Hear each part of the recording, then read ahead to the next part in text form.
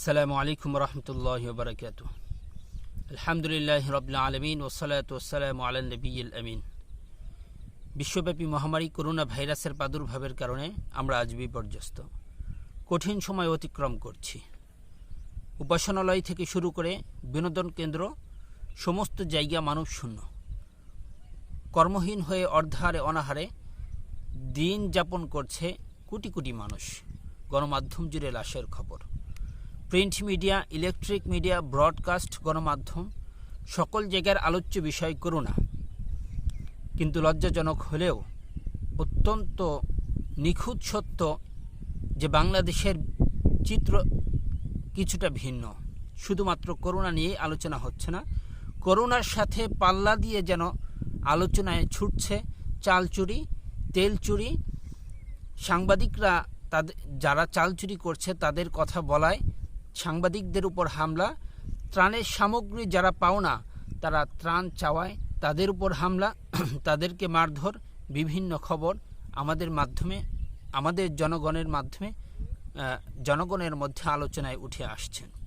যে ব্যক্তিদেরকে ত্রাণের সামগ্রী বন্টনের দায়িত্ব দেওয়া হয়েছে সেই তারাই অর্ধাহারী অনাহারী মানুষের মুখের খাবার কেড়ে নিয়ে তাদের খাবার গ্রাস করে তারা সেগুলোকে বিক্রি করে বিত্তবান হওয়ার স্বপ্ন দেখছে। করোনা ভাইরাস এটা যেন তাদের জন্য এক আশীর্বাদের নাম। তারা যেন সবসময় কামনা করছে এই ভাইরাস যেন আরও বেশি দিন থাকে, তারা যেন ত্রাণের সামগ্রী আরও বেশি দিন পায়, তারা যেন সেগুলোকে বিক্রি করে অতি দ্রুত বিত্তবান হতে পারে। তাদের স্বপ্ন যেন এমন, তাদের ভাবসাব যেন এমন। দুনিয়ার সামান্য একটু বেশি ভোগ করার আশায় তারা এই সমস্ত ঘৃণ্য মানসিকতা পোষণ করছে, দেখাচ্ছে আমাদের সামনে, তাদের এই রূপগুলোকে তুলে ধরছে। নিজের পায়ে নিজে কুড়াল দেওয়া ছাড়া এই কাজগুলো আর কিছুই না। তারা দুনিয়ার এই সামান্য একটু বেশি খাওয়ার লোভে আখিরাতকে বিনষ্ট করছে, আখিরাতকে ধ্বংস করে দিচ্ছে। তারা যদি কখনো নামাজ পড়তে শুরু করে দেয়, সামনের কাতারেও রোজা রাখতে শুরু করে দেয়, হজ করতে শুরু করে দেয়, উমরা করতে শুরু করে দেয়, জাকাত দিতে শুরু করে দেয়, এমনকি তারা যদি জ্ঞানের মাধ্যমে কোনো দিন মক্কা এবং মদিনার ইমামও হয়ে যায়, যদি আল্লাহর দ্বীনের বিজয়ের জন্যে তারা নিজেদের রক্তকে বয়ে দেয় আল্লাহর রাস্তায়, নিজের জীবনকে যদি বাজে রেখে তারা ইসলামের জন্য জিহাদ করে যদি প্রাণটাও দিয়ে দেয়, এরপরেও তাদের জন্যে জান্নাত হারাম হয়ে গেছে, তাদের জন্য জাহান্নাম ওয়াজিব হয়ে গেছে। খাইবারের যুদ্ধের পরে রাসূলুল্লাহ সাল্লাল্লাহু আলাইহি ওয়াসাল্লামের কাছে কিছু সাহাবী এসে বললেন, ইয়া রাসূলুল্লাহ, অমুক ব্যক্তি তো খাইবার যুদ্ধে শহীদ হয়েছে, তিনি তো জান্নাতি মানুষ। রাসূলুল্লাহ সাল্লাল্লাহু আলাইহি ওয়াসাল্লাম বললেন যে তোমরা যাকে জান্নাতি বলছো, আমি তো দেখছি সেই ব্যক্তি যুদ্ধলব্ধ মাল, গনিমতের মাল থেকে একটা চাদর চুরি করার কারণে তাকে জাহান্নামে পুড়তে হচ্ছে, জাহান্নামে তাকে শাস্তি দেওয়া হচ্ছে। যদি একটা চাদর, গনিমতের একটা চাদর চুরি করার কারণে তাকে জাহান্নামে পুড়তে হয় একজন মানুষ, যে খাইবারের মতো যুদ্ধে অংশগ্রহণ করেছে, ঈমান আনার পরে রাসূলকে দেখেছে, রাসূলের সেই জিহাদে সে অংশগ্রহণ করেছে, এমন একজন ব্যক্তিকে যদি জাহান্নামে পড়তে হয় শুধুমাত্র একটা চাদর চুরি করার কারণে, তাহলে এমনিতেই বোঝা যায়, সাধারণভাবেই বোঝা যায়, যারা টনকে টন, হাজার হাজার মন চাল, বিভিন্ন সামগ্রী, ত্রাণের সামগ্রী মেরে দিচ্ছে, তাদের অবস্থা কি হতে পারে। ত্রাণ সামগ্রী চুরি করা, সাধারণ জিনিস চুরি করা, এর মধ্যে একটা বড় ফারাক রয়েছে। সাধারণ চুরি, ত্রাণ সামগ্রীর চুরি, সাধারণ চুরিটার সাথে হয়তোবা 2-4 মানুষের বা একজন মানুষের হক নষ্ট হয়, কিন্তু ত্রাণ সামগ্রী এর সাথে কোটি কোটি মানুষের সম্পর্ক রয়েছে, কোটি কোটি মানুষ এর সাথে জড়িত রয়েছে, তাদের এই জায়গায় তাদের হক রয়েছে। এটা নষ্ট করার কারণে তার অনেক বড় ক্ষতি হবে। বিশেষ করে কিয়ামতের ওই কঠিন ময়দানে যখন সে হাজির হবে, তার বিরুদ্ধে কোটি কোটি মানুষ আল্লাহর দরবারে নালিশ করবে, আল্লাহ, সে আমাদের হক নষ্ট করেছে, আমাদের ত্রাণ সে খেয়ে ফেলেছে। যদি ওই চোরের কোনো নেক আমল যদি আল্লাহর দরবারে কবুলও হয়ে থাকে, তাহলে সেই নেক আমল বন্টন করে সেই হকদারদেরকে, যাদের দুনিয়াতে তাদের সে হক নষ্ট করেছে, তাদেরকে দিতে শুরু করা হবে। যদি চোরের, আত্মসাৎকারীর নেক আমল শেষ হয়ে যায়, এরপরে যাদের মাল আত্মসাৎ করেছে তাদের গুনাহগুলো এনে আত্মসাৎকারীর ঘাড়ে দিয়ে দেওয়া হবে, এবং কি তাদের সমস্ত হক বুঝে পড়ে শেষ হলে এই লোকটাকে, আত্মসাৎকারীকে জাহান্নামে প্রবেশ করানো হবে। আজকে যারা অর্ধাহারী অনাহারী মানুষের খাদ্য গ্রাস করছেন, আপনারা কিয়ামতের সেই কঠিন সময় হবেন সবচাইতে বড় ভিক্ষুকের ভূমিকা আপনারা পালন করবেন। হযরত আবু হুরায়রা রাদিয়াল্লাহু তাআলা আনহু থেকে বর্ণিত, রাসূলুল্লাহ সাল্লাল্লাহু আলাইহি ওয়াসাল্লাম সাহাবায়ে কিরামদেরকে জিজ্ঞেস করলেন, তোমরা কি দরিদ্রকে চেনো? দরিদ্রকে তোমরা কি জানো?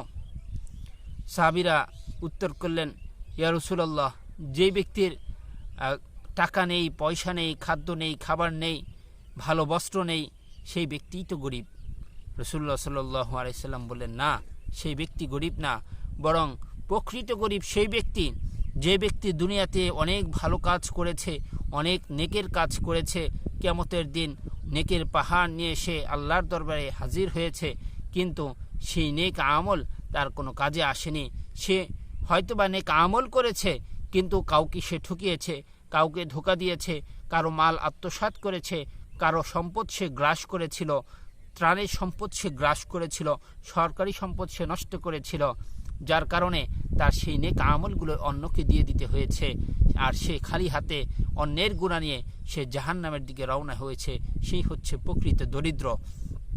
এখানেই শেষ নয়, দায়িত্বশীল যারা রয়েছে, যারা চুরি করছে, চুরি করার পরে তাদেরকে কিছু বলার মতো ক্ষমতা রাখে, এবং কি চাল যখন বন্টন করে তাদের হাতে দেওয়া হচ্ছে যে এই এলাকার দায়িত্ব আপনার হাতে, এবং সেই চাল না দিয়ে সেই চালটাকে চুরি করে ফেলছে, লুকিয়ে ফেলছে, বিক্রি করে ফেলছে, ক্ষমতাসীনরা যদি কিছু না বলে, কথা বলার ক্ষমতা থাকার পরেও সে যদি নীরব ভূমিকা পালন করে, তাহলে তার জন্য শাস্তির ব্যবস্থা আখিরাতে হবে। আল্লাহ নবী সাল্লাল্লাহু আলাইহি ওয়াসাল্লাম বলেন, ওয়া কুল্লুকুম মাসউলুন আন রাইয়াতিহি, তাদেরকেও তাদের দায়িত্ব সম্পর্কে, প্রতিটা মানুষকে তার দায়িত্ব সম্পর্কে জিজ্ঞাসা করা হবে। এজন্য যারা দায়িত্বশীল রয়েছেন, চোরদেরকে কোনো কিছু বলার মতো সাহস আপনাদের রয়েছে, ক্ষমতা রয়েছে, তাদের অবশ্যই কথা বলতে হবে, নয় আল্লাহর কাঠগড়ায় আপনারাও ধরা খেয়ে যাবেন। স্বাধীনতার মহান স্থপতি বঙ্গবন্ধু, তিনি প্রতি রবিবারে মানুষের বাড়িতে বাড়িতে গিয়ে চাল কালেকশন করতেন, বিভিন্ন জায়গায় গিয়ে চাল কালেকশন করতেন, করে দরিদ্র ছাত্রদের মাঝে, দরিদ্র স্টুডেন্টদের মাঝে সেই চাউলগুলো সে বিতরণ করতেন, যেন সেই ছেলেদের লেখাপড়ায় কোনো সমস্যা না হয়, তারা যেন খাবারের অভাবে লেখাপড়া না ছেড়ে দেয়। তিনি এভাবে গরিব মানুষদেরকে তিনি সাহায্য করেছেন। আজকে যারা চোর, তারাও কিন্তু মুজিব কোট পরে, বড় বড় চশমা পরে, চুলটা একটু লম্বা রেখে, এরপরে পিঠে চাবুক পিটনি করে হাই বঙ্গবন্ধু, হাই বঙ্গবন্ধু এরকম করে স্লোগান দিয়ে দিয়ে আপনারা প্রকাশ করতে চান আপনারা বঙ্গবন্ধুর অনুসারী, কিন্তু তিনি কিন্তু আপনাদের মতো চোর ছিলেন না। তিনি দরিদ্রদেরকে সাহায্য করতেন, বরং আপনাদের দেখলে মনে হয় আপনারা বঙ্গবন্ধুর আদর্শের অনুসারী না, বরং তার আদর্শের শত্রু। তিনি কিন্তু আপনাদের কথা অনেক আগেই হয়তো বা বলে গেছেন। আজকে যারা চাল চুরি করছেন, অ্যানালাইসিস করলে হয়তো বা উঠে আসবে আপনাদের বাপ দাদারাই কখনো না কখনো কম্বল চুরি করেছে, আর এই কথাটা তিনি দুঃখের সাথে বলেছে, 7 কোটি মানুষ 8 কোটি কম্বল, আমার কম্বল গেল কই? মানুষ দেশ স্বাধীন করে পায় স্বর্ণের খনি, রূপার খনি, আর আমি পেলাম চোরের খনি। একটা গল্প মনে পড়ল, কথায় কথায় অনেক কিছু মনে পড়ে। কেরানীগঞ্জ থেকে স্বাধীনতার পরপর এক কৃষক এসেছিল ধানমন্ডি, যেই বাড়িতে বঙ্গবন্ধু থাকতেন। কিছু শাকসবজি নিয়ে এসেছিলেন। এসে দারোয়ানকে বললেন, আমি স্যারের জন্য কিছু শাকসবজি নিয়ে এসেছি, স্যারের সাথে দেখা করতে চাই। দারোয়ান বললেন, স্যার তো এখন ঘুমাচ্ছে, আপনার দেখা করা যাবে না। বললো, ঠিক আছে, তাহলে এই শাকসবজিগুলো তাকে দিয়ে একটু আমার কথা বলবেন, আমার কথা জানাবেন যে একজন কৃষক তার নিজের খেতে চাষ করে নিজের হাতে চাষ করে আপনার জন্য এই শাকসবজিগুলো নিয়ে এসেছে, আপনাকে দিয়েছে হাদিয়া, তখন সেই সবজিগুলো উপরে নিয়ে বঙ্গবন্ধুর সামনে উপস্থাপনা করে সেটা বললেন যে একজন কৃষক এসে আপনাকে এগুলো দিয়েছে, আপনাকে সেই ব্যক্তি ভালোবাসে। বঙ্গবন্ধু খুশি হয়ে তাকে কিছু টাকা দিয়েছিল। নিচে আসলেন, এসে দারোয়ান সেই কৃষকের হাতে তুলে দিলেন টাকাটা। তুলে দেওয়ার পরে কৃষক এবার ক্ষুব্ধ হয়ে বললেন, আমি তো স্যারের কাছে সবজি বিক্রি করতে আসিনি, আমি তো স্যারকে ভালোবাসি, যার কারণে আমি স্যারের জন্য কিছু শাকসবজি নিয়ে আসছি, কেরানীগঞ্জ থেকে হেঁটে, এত দূর হেঁটে এত কষ্ট করে নিয়ে এসেছি। তাদের এই চিৎকার চেঁচামেচি শুনে উপর থেকে বঙ্গবন্ধু নেমে আসলেন, এসে বললেন কি হয়েছে? তখন কৃষক বঙ্গবন্ধুকে জড়িয়ে ধরে বলেছিলেন, স্যার আমি তো টাকার জন্য নয়, বরং আপনাকে আমি ভালোবাসি, এর জন্য সুদূর কেরানীগঞ্জ থেকে হেঁটে আপনার জন্য আমার নিজের হাতে চাষ করা শাকসবজি নিয়ে এসেছি। তখন বঙ্গবন্ধুর হাতে তার টাকাটা তুলে দিয়েছিলেন। তুলে দেওয়ার পরে বঙ্গবন্ধু যেই কথা বলেছিলেন, হাইরে স্বাধীনতা, উপর দোতলা থেকে একটা 20 টাকা নোট নিচতলায় নামতে নামতে সেটা 10 টাকায় পরিণত হয়ে গেল। বিষয়টা হয়েছে, বঙ্গবন্ধু দারোয়ানের হাতে 20 টাকা দিয়েছিল। সেই দারোয়ান ভাবলো যে অল্প কিছু শাকসবজি নিয়ে আসছে, এর জন্য তাকে 20 টাকা দেওয়া হলো। 20 টাকার তো কোনো প্রয়োজন নেই, 10 টাকা দিয়ে 10 টাকা নিজের পকেটে ভরে রাখি। তৎকালীন সময়ের 20 টাকার প্রচুর দাম ছিল, এটা আপনারাও জানেন। তো এই হচ্ছে অবস্থা। চোরের খনিতে যে আমার দেশ ভর্তি, এটা স্বাধীনতার পর স্বাধীনতার স্থপতি বঙ্গবন্ধু তিনিই বলে গেছেন। এই দুর্যোগপূর্ণ মুহূর্তেও যারা দেশের চাল চুরি করছে, ত্রাণ সামগ্রী চুরি করছেন, গরিবদের উপর অত্যাচার করছেন, এরাই কিন্তু যদি কখনো সুযোগ পায় তাহলে এরা দেশকে বিক্রি করবে, পতাকাকে বিক্রি করবে, মানচিত্রকে বিক্রি করবে, মাটিকে বিক্রি করবে। এরা যদি কোনোদিন সুযোগ পায় তাহলে বালিশ কারবারি ঘটাবে, পর্দা কারবারি ঘটাবে, বাংলাদেশ ব্যাংক থেকে হাজার হাজার কোটি টাকা এরা সরাইয়া ফেলবে। এরা যদি কখনো সুযোগ পায় মীর জাফরের মতো যদি এরা প্রস্তাব পায়, নিজের জাতির সাথে তারা গাদ্দারি করবে। মীর জাফর যেমন নিজের জাতির সাথে গাদ্দারি করেছিল। এজন্য এরা হচ্ছে করোনা ভাইরাসের চেয়েও কঠিন ভাইরাস। করোনা ভাইরাসের দমন করা এটা আমাদের জন্য যতটা কঠিন, এদেরকে দমন করা ততটা কঠিন নয়। শুধুমাত্র তাদেরকে যদি ভ্রাম্যমাণ আদালতের মাধ্যমে তাদের বিচার কার্যক্রম শুরু করা হয়, আশা করি যে তাদেরকে নিয়ন্ত্রণ করা সম্ভব। কারণ যেই ব্যক্তির হাতে 10 টাকা দিলে সে 10 টাকার লোভ সামলাতে পারে না, সেই ব্যক্তি যদি 10,000 কোটি টাকার দায়িত্ব পায় তাহলে সে 10,000 কোটি টাকার লোভ কিভাবে সামলাবে? একটা বাক্য আছে, চোর না শোনে ধর্মের কথা। এদেরকে ধর্মের কথা বলে এদেরকে আদর করে যে চুরি করো না, চুরি করা ভালো নয়, এভাবে বললে হবে না, বরং অ্যাকশনে যেতে হবে। ভ্রাম্যমাণ আদালতের মাধ্যমে তাদের বিচার কার্যক্রম শুরু করতে হবে। এবং যারা প্রশাসনের দায়িত্ব রয়েছেন তাদেরকে বলবো, আপনারা শুধুমাত্র একটা বারের জন্য আপনারা বাংলাদেশে কোরআনের আইন চালু করে দেখেন। যারা চালচোর আছে তাদের কাউকে আপনারা এনে সমস্ত মিডিয়ায় লাইভে থাকবে, সরাসরি সম্প্রচার করা হবে। এমন একজন চোরের হাত শুধু কাটেন, দেখবেন যেই চোরগুলো চাল চুরি করেছে তারা তাদের বাড়িঘর বিক্রি করে দেখবেন টাকা দিতে বাধ্য হবে।